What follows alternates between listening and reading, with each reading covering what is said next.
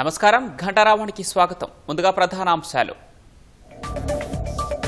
Maharashtra CM ముందు Mallojula surrender. 60 మంది మావోయిస్టులతో కలిసి లొంగిపోయిన వేణుగోపాలరావు.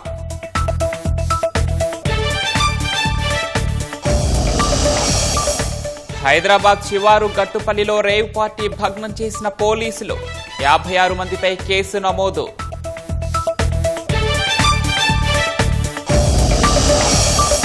ఎగువ నుంచి ఎల్లంపల్లి జలాశయంలోకి భారీగా వరద నీరు. 8 గేట్ల ద్వారా 44,000 క్యూసెక్కులు దిగువకు విడుదల.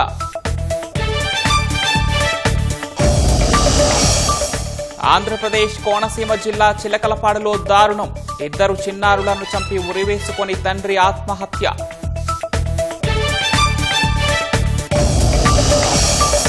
హైదరాబాద్లో ఆకాశాన్నంటుతున్న బంగారం ధరలు. 1,30,000 దాటిన 24 క్యారెట్ల 10 గ్రాముల పుత్తడి.